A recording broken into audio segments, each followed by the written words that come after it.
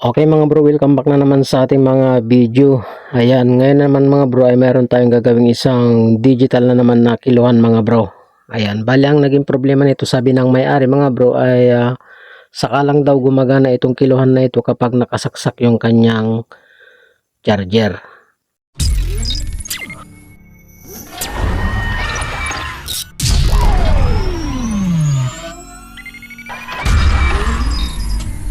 Okay, subukan nga natin mga bro.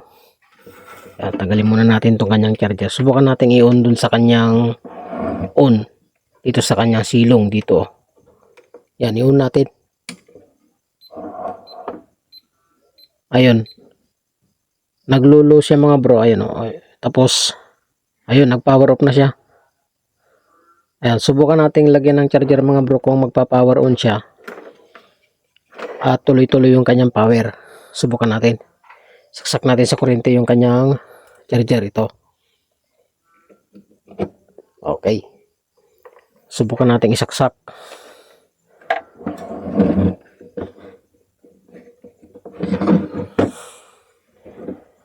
Yan, dito yung saksakan niya mga bro sa silong.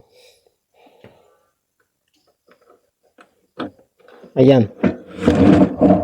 So, subukan nating i-on mga bro. O, naka-on na. Baka hindi lang gaano nakaayos tong ko natin. Ayun. Naglulus pala yung outlet natin mga bro. Ayun, nagcha-charge siya. Oh. Subukan nating i-off. Tapos i-on. Para ma-reset.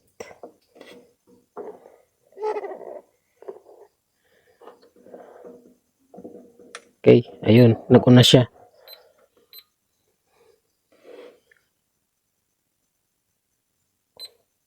Okay. Ayan, gumana na mga bro. Ayun, naka-on na siya. Ibig sabihin mga bro, kapag kaganyan, nag-i-steady lang yung kanyang power kapag nakasaksak yung charger niya ay palitan na ng battery mga bro. Ayan.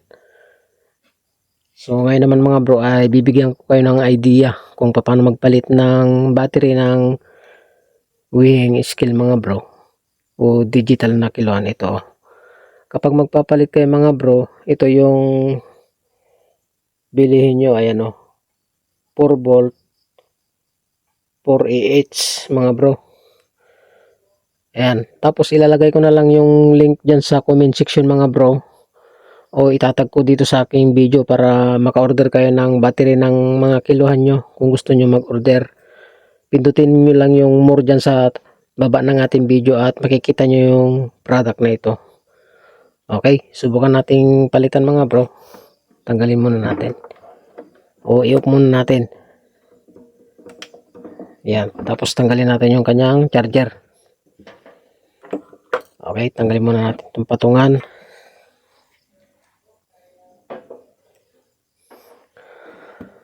Tapos tanggalin natin yung mga tornilyo.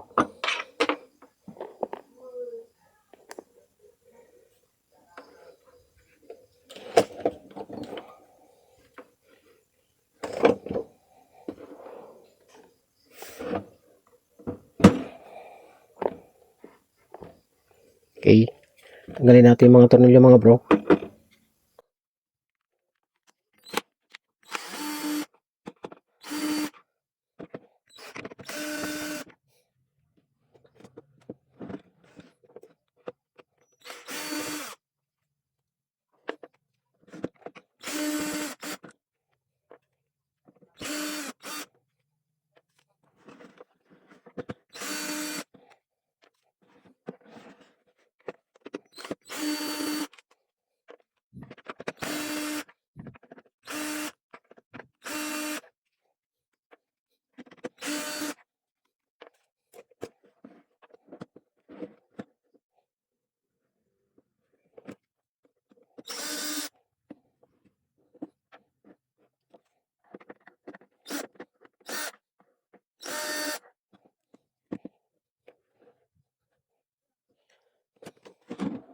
Okay, tanggalin natin itong Isa pang tornilyo dito mga bro, yung tornilyo ng silyo ito. Kaya lang tanggal na yung kanyang silyo.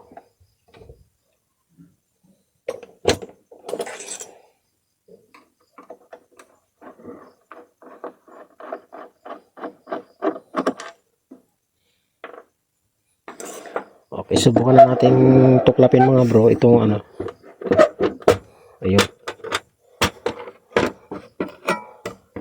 Okay, bali hugutin lang muna natin ito mga bro.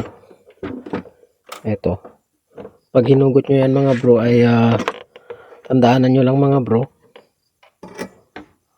pailawin natin yung camera natin mga bro.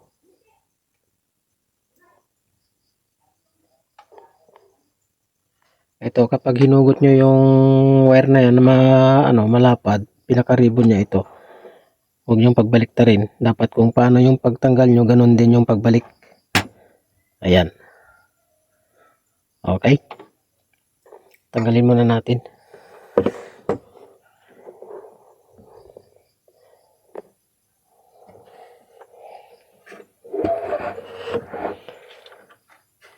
Tapos tanggalin natin yung battery. I-check natin.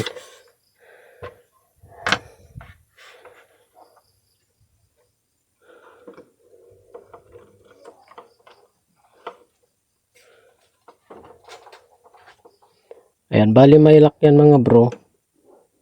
Tatanggalin nyo yung battery niya.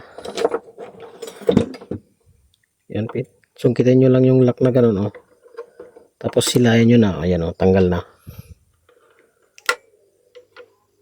Hindi nyo mahihila yan kung hindi nyo pindutin yung lock. Hindi makuha. Ayan tusukin nyo lang yung lock. Ayun. Okay. Tapos tanggalin natin mga bro yung tornilyo ng battery o screw ng battery.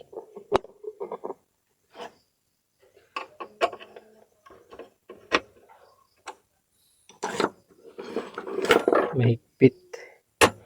Gamitan natin ng itong malaking screw.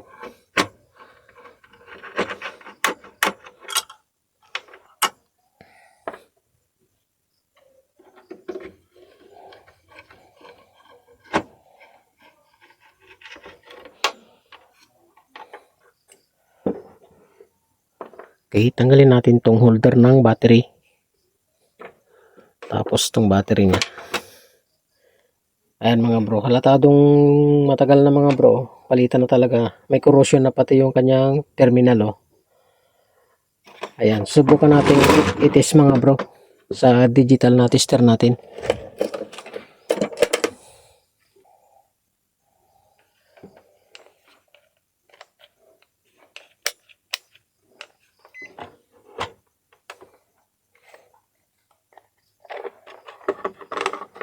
Ayan. Check natin. Bali meron siyang 3 volt mga bro.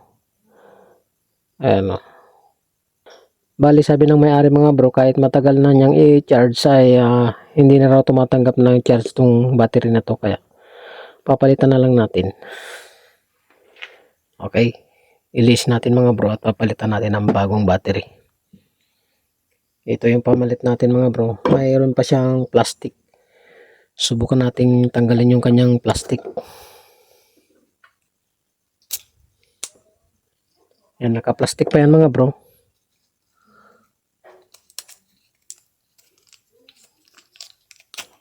Yan. Okay. Yan, bali ito yung order niyo mga bro. Ayan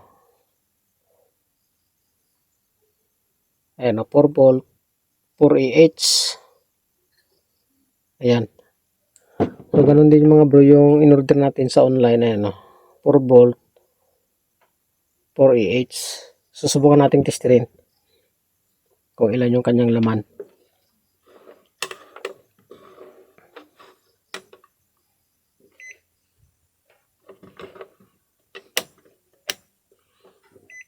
Okay, check natin. Ayan, mayroon siyang 4.3.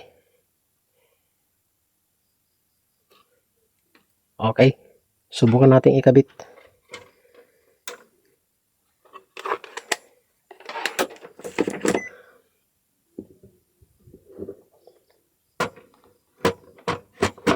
Ayan, sakto mga bro.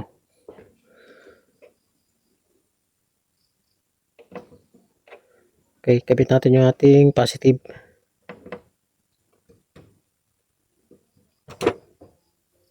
Tapos, lagay natin yung kanyang insulator. Ito.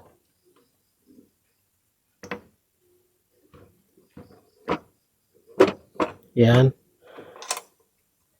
Tapos yung ating wire ng negative, lagay din natin yung insulator kapag naisalpak natin yung ano niya.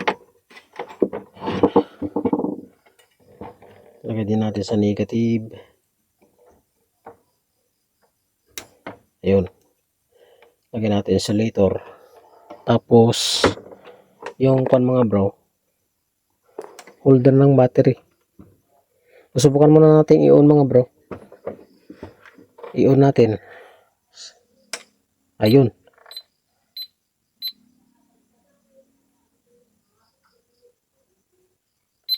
Okay, gumana na mga bro. So patayin muna natin. At ibabalik natin, pa-final test natin mamaya. Okay mga bro, naikabit ko na mga bro. Ayan, bali testing na natin. Switch natin dun sa kanyang switch. Ayan. Okay. Ayos na mga bro, diretso na yung kanyang power. Hindi na siya naglulow, tapos nagpa-power off. Okay, ganun lang mga bro, magpalit ng battery ng digital na kilohan. Ayan, hindi na siya naglulow battery mga bro. Oo, ayos.